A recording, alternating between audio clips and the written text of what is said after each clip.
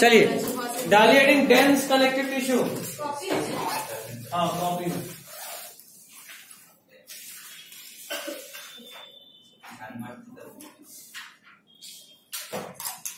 Dense connective tissue, देखिए it is of two types. It is of two types. It is of two types. दो part में divide कीजिएगा, एक side लिखिए tendon, दूसरे side ligament, ऐसे।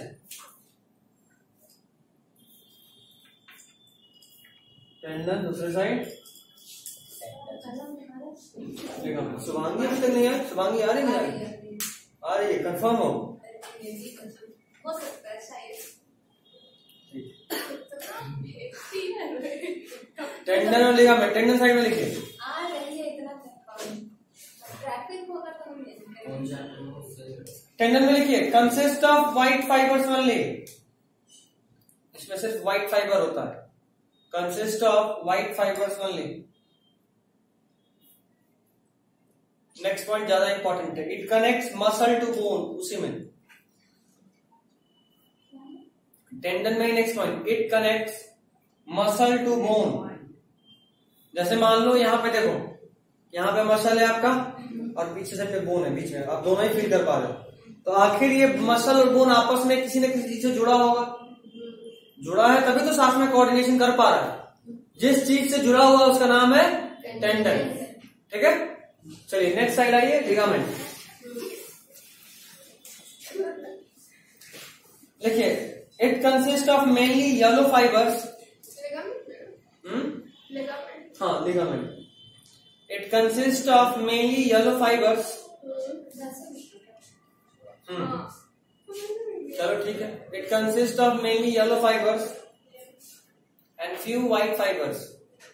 It consist of mainly yellow fibres and few white fibres. It consists of mainly yellow fiber and few white fibers. Next point important. इसी में ligament का। हाँ, it connects bone to bone and cartilage to bone. It connects bone to bone and cartilage to bone. IPL सब लोग देखे हो? नहीं। IPL Indian Premier League. हाँ भाई, पूछने वाले इसका फुल फॉर्म क्या है? देखे हो सब लोग? ऐसा ही एक लीग ऑस्ट्रेलिया में भी होता है ना।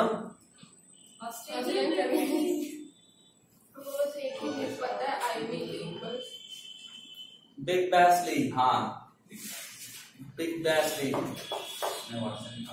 तो वैसे ही याद रखिए BBL।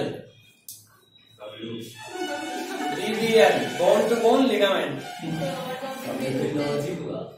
हाँ अच्छा, TMB याद रहेगा? TMB भी याद करेंगे बहुत। तंबू याद रहेगा? तंबू। चलिए TMB tendon muscle to bone, बाकी जो बच गया सब लिगामेंट। ठीक। It connects bone to bone and ligament cartilage. And it connects bone to bone and cartilage to bone, ligament के लिए। ठीक है। नेक्स्ट पॉइंट बहुत इंपॉर्टेंट है। हाँ लिगामेंट के लिए। कार्टिलेज कब से? हाँ तो कार्टिलेज तो है। लिगामेंट में लिखा है it connects bone to bone and cartilage to bone. इसका पक्का सर मार्क्स के कारण शॉर्ट हुआ है। सच में ये भी अच्छा अपना तो बाहर से दिख नहीं रहा है पर अंदर से सर। अगला पॉइंट लिखिए, ज्यादा इंपॉर्टेंट है। हाँ, maintains the position of bones at joints. It maintains the position of bones. It maintains the position of bones at joints. It maintains the position of bones at joints. It maintains the position of bones at joints. हो गया? Next point. Sprain का नाम सुने हो? Sprain आ गया। Pen नहीं, sprain. Sprain. हाँ लिखिए, एक्सेसिव इसमें pulling of ligament is called sprain. Ligament में, हाँ लिगामेंट में, हाँ, excessive pulling of ligament is called sprain या कॉजेज स्प्रेन लिखना। Excessive pulling of ligament causes sprain. Excessive pulling अगर होता है, अगर कहीं ज्यादा खींच गया तो उससे क्या कॉज होता है? स्प्रेन।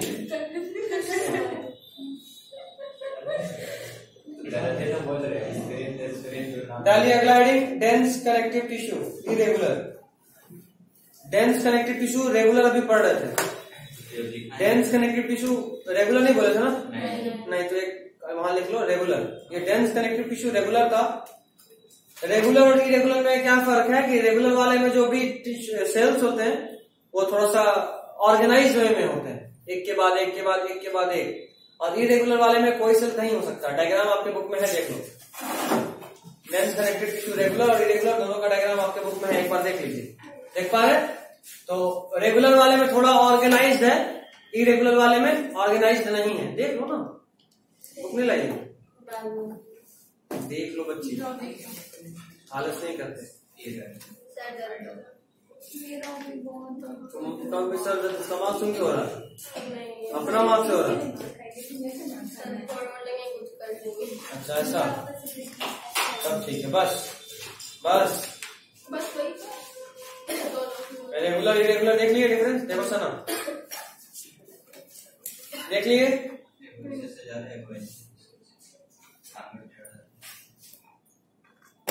बस एक पॉइंट ही लिखना है डेंस कनेक्टिव टिश्यू इरेगुलर में। सर पर कोलेजन फाइबर दोनों में अलग अलग है। कोलेजन फाइबर अलग अलग नहीं, उसका अरेंजमेंट अलग अलग है। एक में सर मतलब टाइप से, हाँ तो अरेंजमेंट अलग अलग तरीके से, बिल्कुल। देखिए in this case fibers are not arranged in definite pattern. In this case fibers are not arranged in definite pattern. In this case fibers are not arranged in definite pattern. हो गया? Next point लिखिए, appears in dermis of skin. dermis इसको बोलते हैं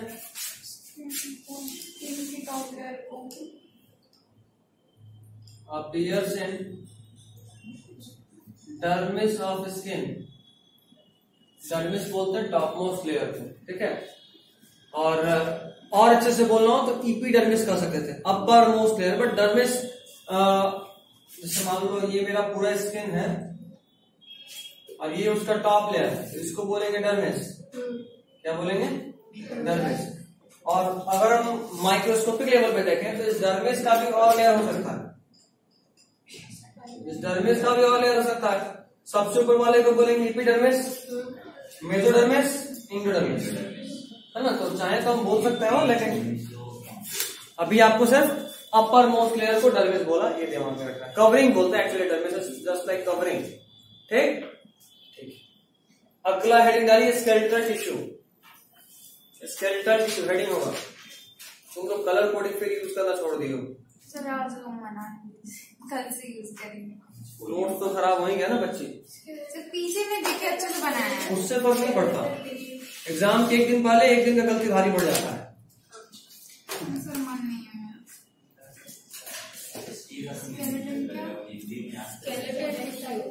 skeletal tissue हड्डी, skeletal tissue,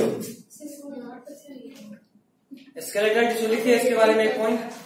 responsible for framing of vertebrates body. Framing मतलब उसका body कैसा होगा, उसका ढांचा तैयार करने में जिगर होगा।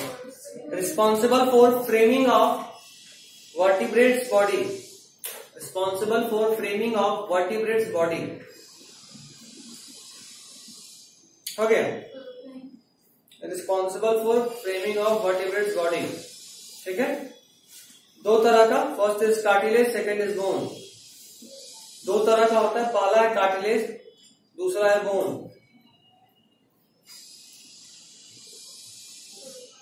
हो गया। अब पहला सब हेडिंग बनाइए, कार्टिलेज। सब हेडिंग बनाइएगा, कार्टिलेज बना लीजिए।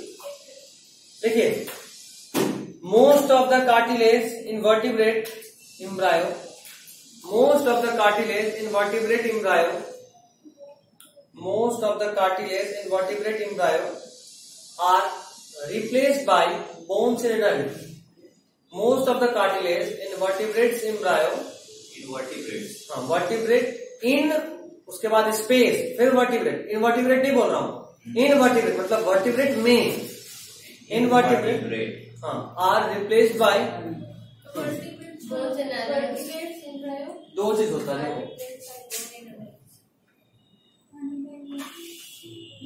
ये नहीं बोल रहा हूँ, ये बोल रहा हूँ वर्टिब्रेट ग्रुप का नाम, उसमें इनवर्टिब्रेट मतलब ये अलग ग्रुप का नाम है। Invertebrate are replaced by bones in adult, are replaced by bones in adult. आप सभी लोग जानते हैं हमारे में कितना हड्डी होता है? 206 और बच्चे में 300। सही है। अब ये बाबा गूगल से पूछ के लिए अगले क्लास में। बस लॉजिकली इतना जरूर याद रखिए कि हमारे बॉडी से तो बहुत अधिक होता है। 306 सीधा 100 बढ़ा, 100 बढ़ा, 150 बढ़ा। एक बार देख लीजिए, बाबा गूगल से सब लोग पूछ लीजिएगा, पर्सनली सबको ढूंढना है, फिर देखते हैं कौन कितना ढूंढ के सही बताता है। ठीक है। कहने का मेरा मतलब ये है कि बच्चे में जो कार्टिलेज होता है, जैसे मान लो ये हाथ का हड्डी है, ठीक है, ये हाथ का हड्डी है, उसको रिड्रॉ करना, जो हड्डियां होती है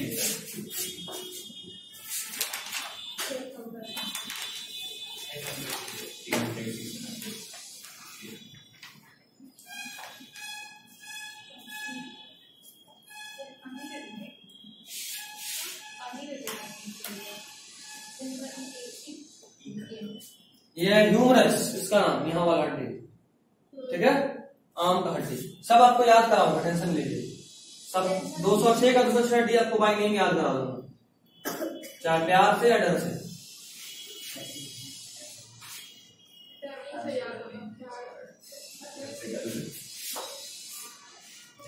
ये यहाँ का हड्डी, यहाँ पे 2 हड्डी होता है, ठीक है। तो ये तो हमारा हड्डी है। मान ले बच्चा का, तो बच्चे का हड्डी ऐसा है, इतना दूर, ये बोन, बीच में कार्टिलेज, ऐसा। ये बस आपको एक एग्जांपल दे रहा हूं। अभी जरा बताओ, हमारे में जो एक हड्डी था, बच्चे में इतने में कितना हड्डी हो गया?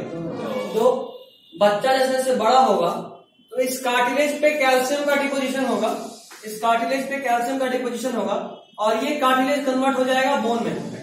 तो अभी बताओ, अभी अगर बोन में कन्वर्ट हो गया तो ये 2 बोन जो बच्चे में 2 था वो फ्यूज होकर 1 बन गया, तो बच्चे में जितना हड्डी था उससे हड्डी घट गया ना, यही होता है।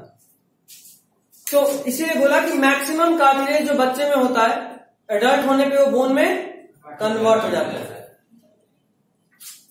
अगला पॉइंट लिखिए, formation of cartilage is called, formation of cartilage is called chondrogenesis.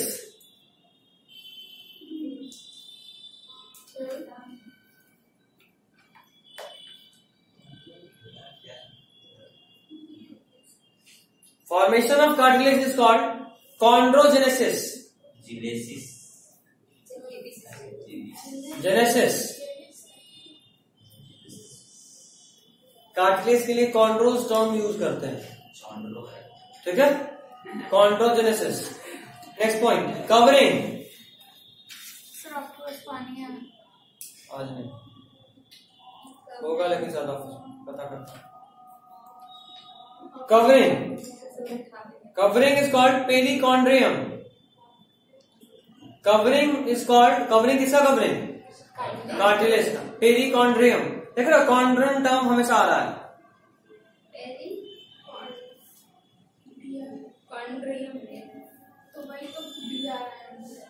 Perichondrium, ठीक है।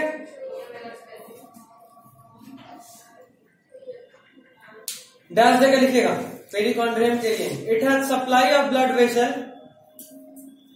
It has supply of blood vessel, it has supply of blood vessel, hence it is responsible, hence it is responsible for, it has supply of blood vessel, hence it is responsible for repairing and regeneration of cartilage, hence it is responsible for repairing and regeneration of cartilage,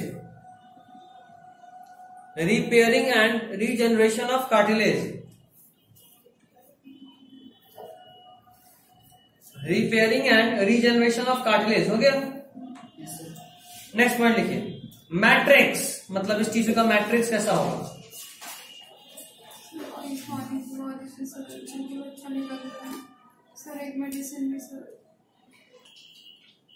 लिखिए matrix में mucoid matrix, mucoid MUCOID, MUCOID, mucoid matrix with many complex materials, mucoid matrix with many complex materials, mucoid matrix with many complex materials, mucoid MUCOID, मतलब इसका जो matrix होता है वो mucus का होता है जिसमें बहुत सारे कम्प्लेक्स मटेरियल्स मिले होते हैं। कम्प्लेक्स मटेरियल क्या क्या होते हैं बस नाम सुन लीजिए, लिखिएगा नहीं। ग्लाइकोप्रोटीन, प्रोटियोग्लाइकन्स, ग्लाइकोअमीनोग्लाइकन्स या कॉन्ड्रोइटिन सल्फेट, ये थोड़ा इंपॉर्टेंट है, कॉन्ड्रोइटिन सल्फेट ये भी मिलता है। एक पॉइंट बस लिख लो इसी में, कम्प्लेक्स मटेरियल्स को अंडरलाइन कर लो और लिख लो chondroitin sulphate, CHON DROITIN,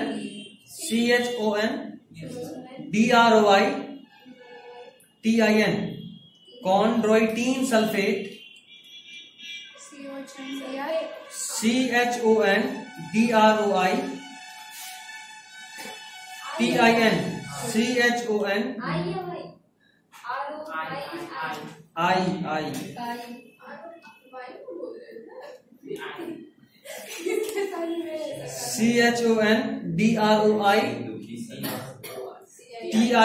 chondroitin sulfate is also found for providing strength. chondroitin sulfate भी लिखना था सना। chondroitin sulfate is also found for providing strength. Cartilage में भी स्ट्रेंथ बहुत होता है, ठीक है ना। मटन कितने लोग खाए हो? कोई प्योर वेज भी है? मटन सब लोग खाए हो? मटन खाए हो तो कोई पीस कई बार ऐसा होता है जो चबाते रहो कुछ होता ही नहीं, कार्टिलेज होता है। हाँ जानते सर अभी तक खाना खा रहे सर बकरीद के बाद, अभी तक स्वाद आ रहा है खाना में, कैसे करता उल्टी। अच्छा कोई बात नहीं, ये कार्टिलेज है, ठीक है। इतना भी वीक नहीं होता कि तुम उसको चबाओ और वो स्मॉल पार्ट में ब्रेक हो जाए, इतना हार्ड भी नहीं होता है कि आप चबाओगे तो दांत टूट जाए। फाइनली ना उगलते बनता है निगलते बनता है, फाइनली आदमी मन दबा के निकल ही जाता है। लेग पीस का हड्डी जो लेग पीस लेग पर वाला ज्यादा फील ले रहा है। कोई बात नहीं, अभी सावन चल रहा है, कंट्रोल सावन से क्या मतलब?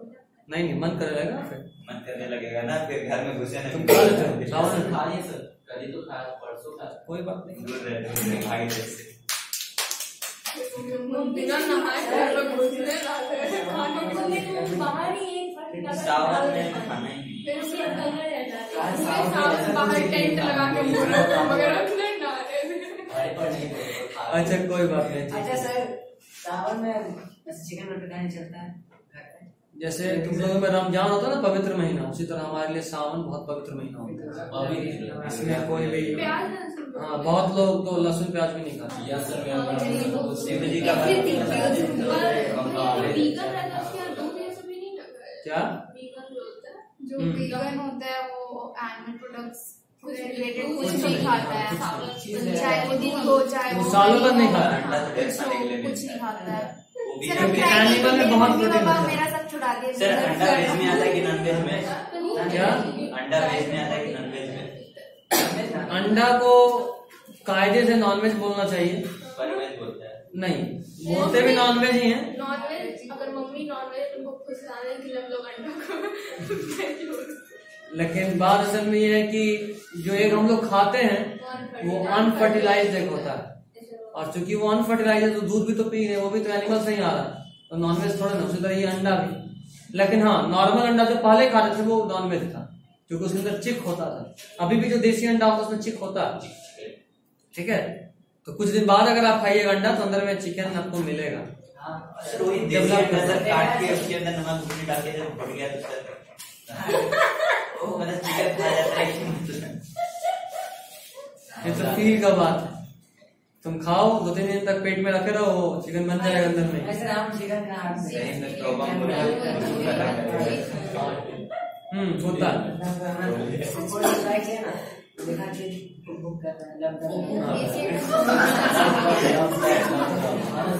ठीक है, चलिए चलिए चलिए आगे आगे आगे आगे बच्चा। सर 70% लोग को लैक्टोज इंटॉलरेंट है। सर हम एक जगह पढ़े। हाँ, लैक्टोज इंटॉलरेंट बहुत लोग होते हैं, इसलिए अक्सर सुने होंगे कि लोग दूध के बजाय डॉक्टर सजेस्ट करते हैं कि दही खाइए, क्योंकि लैक्टोज लैक्टिक एसिड में कन्वर्ट हो जाता है दही। जनरली देखते सब तो खाए जा रहा है, कहाँ ये इंडियन पॉपुलेशन का बात है, इंडियन पॉपुलेशन लोग दूध पे बहुत डिपेंडेंट है। वही हम बोल रहे हैं। चलिए नेक्स्ट पॉइंट। देखिए सेल्स, हाँ नेक्स्ट पॉइंट कार्टिलेज में सेल्स दैट फॉर्म कार्टिलेज, या ऐसे लिखो cells that form chondrocytes. Chondrocytes किसको बोले हैं? कार्टिलेजिनस सेल्स को। मैट्रिक्स हो गया, मैट्रिक्स के बाद नेक्स्ट पॉइंट। हाँ, cells that form chondrocytes. Chondrocyte का स्पेलिंग बताऊं? कॉन्ड्रोजेनेसिस बताया हूं, फॉर्मेशन ऑफ कॉन्ड्रोसाइट्स। कॉन्ड्रोसाइट के बाद ब्रैकेट में लिख लीजिए cartilage cells. Cartilage cells, cells that form chondrocytes, cartilage cells. Cells that form chondrocytes, cartilage cells, are called chondroblast. Cells that form chondrocytes, CYTES, chondrocytes, are called chondroblast. Are called chondroblast. याद करो, जो भी cell, इधर सुनो, जो भी cell किसी cell को बनाएगा तो उसके नाम के लास्ट में ब्लास्ट जुड़ जाता है। Osteo term is used for bone. Yes. Osteocyte is bone cell. The cell which form osteocyte is called osteoblast. ठीक है? तो osteocyte is bone cell. Osteoblast is the cell which forms bone cell. Hindi में बताना। Osteocyte is bone cell, और जो cell divide करके osteocyte बना रहा है उस सेल को बोलेंगे ओस्टियोब्लास्ट। हिंदी नहीं बताना था एक्चुअली, अभी अच्छा बोल रही। Chondroblast cell eating. हाँ, सेल ईटिंग। बोन्स में क्या होता है ना, कई बार जो बोन्स होते हैं उनमें कैल्शियम का डिपोजिशन आड़ा टेढ़ा हो जाता है, तो बोन में एक सेल होता है कॉन्ड्रियोक्लास्ट, ये बोन कटर सेल होता है, जो भी एबनॉर्मल साइड से बोन ग्रो कर रहा है उसको काट देता है। जैसे कई बार सुना होगा हम्प नेक, गला में पीछे में थोड़ा सा ग्रोथ गला, तो गला से झुका होता है ऊपर। हाँ, जिसको कुपड़ बोलते हैं। पैर में भी होता है। हाँ, लेकिन वो तो कैमल्स का होता है। ह्यूमन में भी होता है, तो अगर तुम लगातार झुकाए रखोगे तो हो जाएगा। इसलिए बहुत सीधा। हाँ, सीधा बैठो, सीधा चलो, इसलिए बोलते हैं। क्योंकि जैसे हमारा नॉर्मल क्वेश्चन ऐसा है, अगर हम 24 घंटा ऐसे हैं ऐसे हैं ऐसे लगातार सिर्फ ऐसे ही हैं, तो धीरे धीरे पीठ में वहां पे जहां से कर्वेचर है वहां पे ऊपर में ग्रोथ होना शुरू हो जाएगा, और फिर आप परमानेंटली झुके ही रहिएगा, सीधा हो ही नहीं पाइएगा।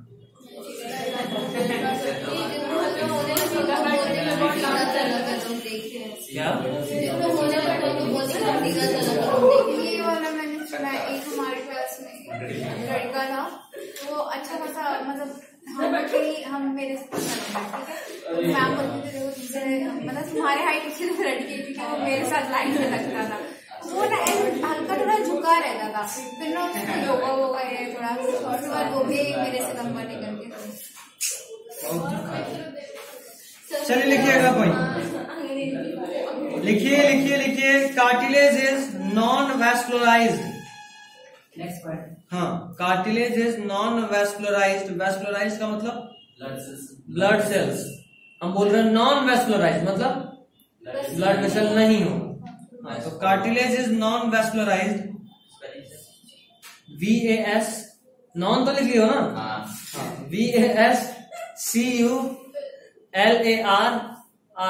VASCULARISED, cartilage is non-vascularized and its development is unidirectional। क्या? हाँ बोल सकते हो, हो गया। यूनिडायरेक्शनल, इसको समझाऊंगा, क्लास ओवर होने से पहले बोलना समझाऊंगा। Cartilage is non vascularised and its development is non-vascularized and its development is unidirectional हो गया। चलिए नेक्स्ट सेटिंग बनाइए, टाइप्स ऑफ कार्टिलेज। बस छोटा सा टॉपिक है, ज्यादा लंबा नहीं।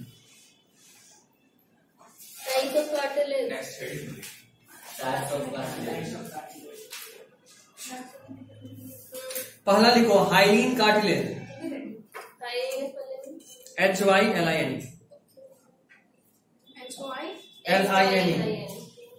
या HYA कर लो, हाइलीन, HYALIN, हाइलीन कार्टिलेज। आपको सिर्फ इसका हम आपको जो बता रहे हैं एग्जांपल्स बता रहे हैं, हाइलीन कार्टिलेज हम आपको सिर्फ एग्जांपल बता रहे हैं, जो इंपॉर्टेंट होगा वो बताऊंगा। बस इसमें एक बात याद रखिएगा, सबसे स्ट्रॉन्गेस्ट कार्टिलेज यही होता है। हाँ लिख लीजिए, स्ट्रॉन्गेस्ट कार्टिलेज।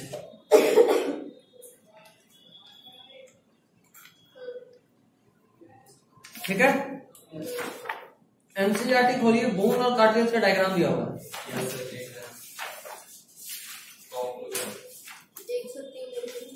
देख रहे हो? एक पेज और पलटो।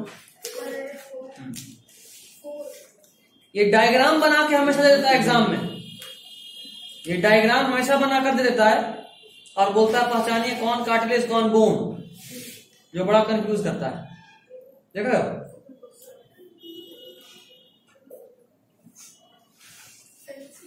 तो इस बात का खास ख्याल रखिएगा कि आपको कंफ्यूज ना करे एग्जाम में। कई बार डायग्राम बना देगा और पूछेगा which of the following sentence is correct about this diagram. तो पहले तो पहचानिए कि बोन है कि कार्टिलेज, तब तो देखिए कि जो लिखा है सही है गलत, तो इसलिए जानना बहुत जरूरी है। लिखिए हाइलीन कार्टिलेज में लोकेशन, पहला नेजल सेप्टम, लोकेशन लिखिए, पहला इज नेजल सेप्टम, दोनों नॉस्ट्रिल्स के बीच में, ये इसमें मतलब ये एक लाइन नहीं है, अंदर में पूरा लाइन ही है ना। ऐसा थोड़ा ना कि नाक में थोड़ा अंदर अंगली करने का बदल तो दोनों से एक हो गया, ऐसा नहीं। ये बीच में जो सेप्टम है कंटिन्यूड है यहाँ, उसके बाद फिर अलग हुआ। तो अंदर में जो सेप्टम है दोनों नॉस्ट्रिल्स के बीच का, वो पार्ट या वो लाइन जो दोनों नॉस्ट्रिल्स को सेपरेट कर रहा है, वो हाइलीन कार्टिलेज का बना हुआ है। सर लेकिन ये हम इसका बात नहीं कर रहे, हम इसका बात नहीं कर रहे, इसका बात नहीं कर रहे, इसका बात कर रहे, इसका। हाँ ये पूरा। अगला, हाँ स्टर्नल पार्ट और coastal part of ribs, sternal STERNAL, इस हड्डी का नाम बताया था, चेस्ट कैविटी का स्टर्नम, अभी जो लिखना है वो स्टर्नल, और इस हड्डी का नाम है स्टर्नम जो चेस्ट कैविटी के बीच में। तो स्टर्न, अभी को समझा देता हूं, लिखो स्टर्नल STERNAL, स्टर्नल और coastal part of ribs, sternal और कोस्टल COSTAL, स्टर्नल और कोस्टल पार्ट ऑफ रिब्स। हो गया।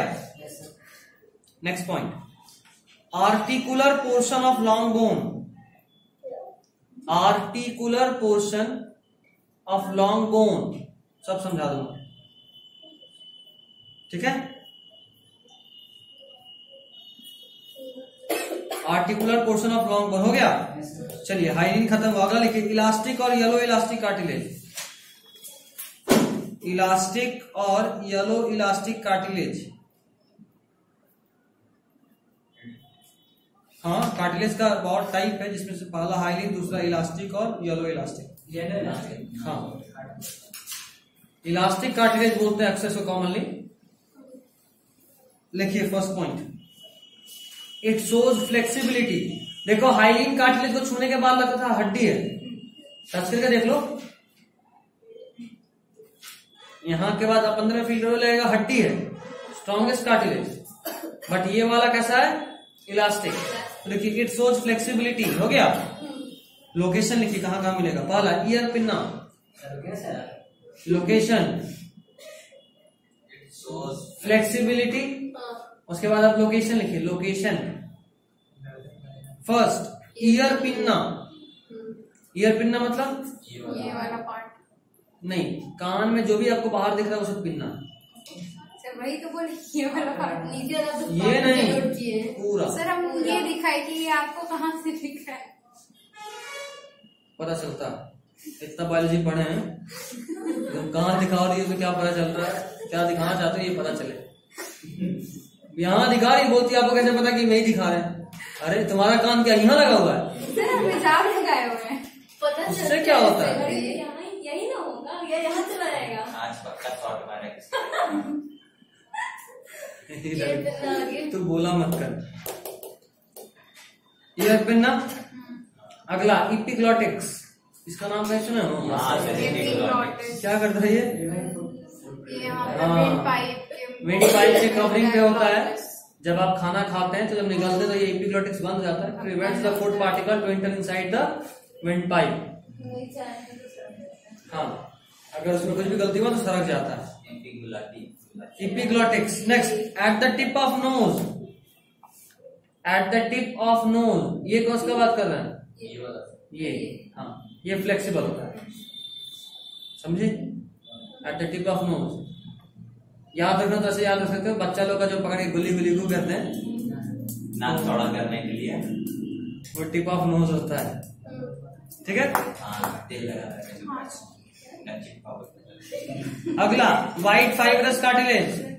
नया टॉपिक, अरे टाइप है कार्टिलेज का, वही type of cartilage. White fibrous cartilage. देखो हाइलिन को हम आपके लेवल में बोल रहा हूँ हार्ड है, बहुत हार्ड है, बट इससे भी हार्ड होता है व्हाइट फाइब्रस, ठीक है? सर कार्टिलेज का कितना टाइम होता है? चार।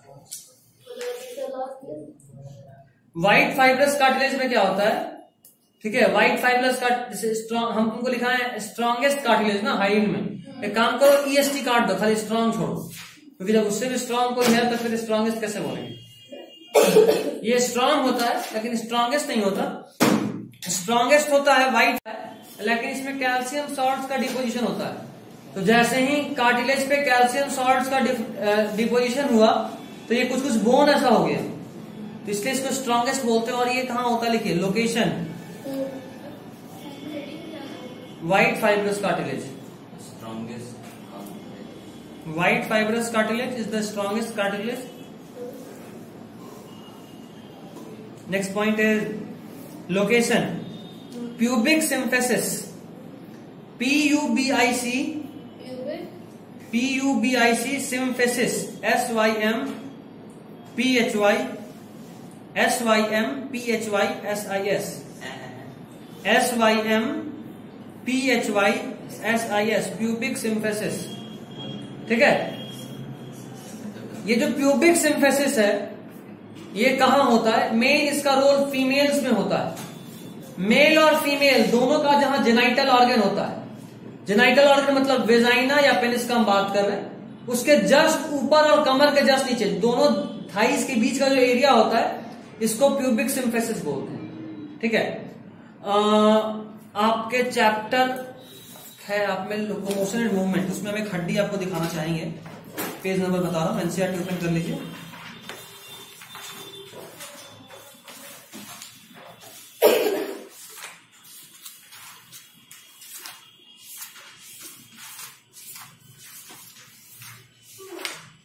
ये इसमें हाँ है, पेज नंबर 311, फिगर 20.10। इसमें ऊपर में इलियम प्यूबिस और इस्चियम दिख रहा है, इलियम प्यूबिस और इस्चियम देखो, इलियम, प्यूबिस और इस्चियम। याद करो वो दिन जब तुम लोग 10th में क्रैश कोर्स कर रहे थे और हम बताए थे कि इलियम एक हड्डी का भी नाम है। देख रहे हो स्पेलिंग में डिफरेंस? तो एरिया में लार्ज हाँ, स्मॉल का और एक हड्डी का भी नाम है, स्पेलिंग में डिफरेंस। तो जहां ये इलियम, इस्चियम और प्यूबिस है, आप समझ पा रहे हो ये बॉडी के किस रीजन का बात हो रहा है? कमर के पास का। तो ये जो प्यूबिस है ना, ये प्यूबिस जैसा आधा पार्ट तुमको डायग्राम में दिख रहा है, आधा दूसरा टांग भी होगा, किसी के पास है तो नहीं, एक टांग वाला कोई आदमी है, दूसरा टांग भी होगा, दूसरी साइड भी वैसा ही हड्डी होगा। तो मेल में ये दोनों प्यूबिस, एक राइट साइड और लेफ्ट साइड वाला, दोनों प्यूबिस कार्टिलेज से जुड़ा होता है, ठीक है।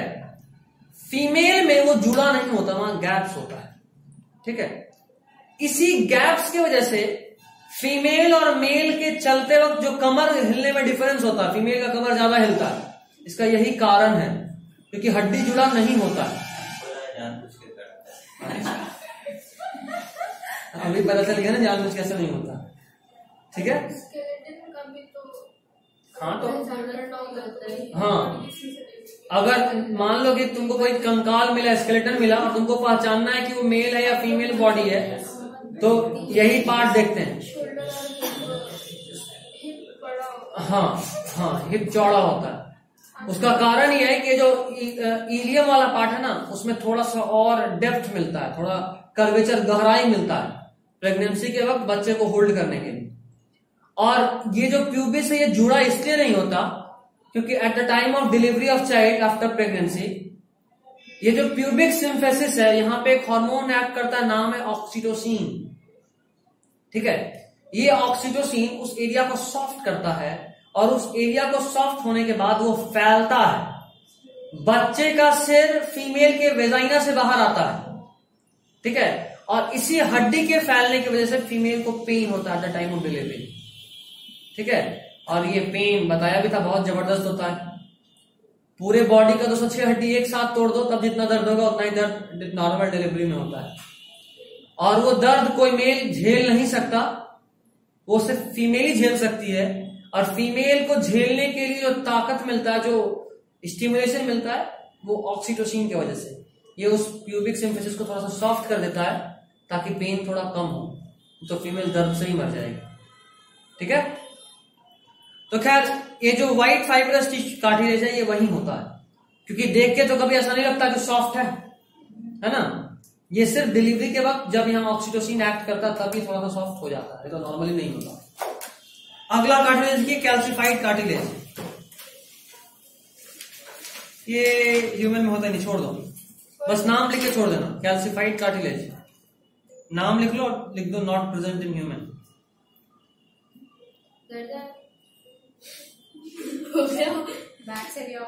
रुक जा, calcified cartilage not present in human. Next heading डालिए बोन।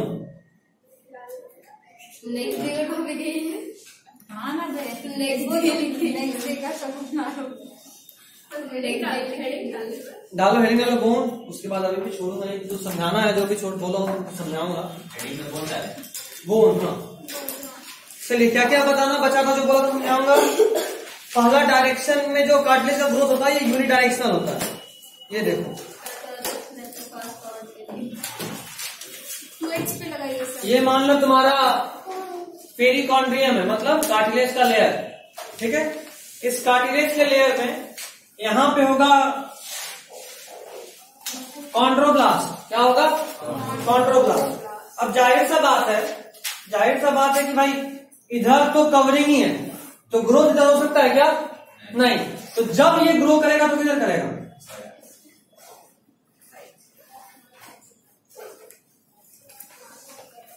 ऐसा होगा ग्रोथ।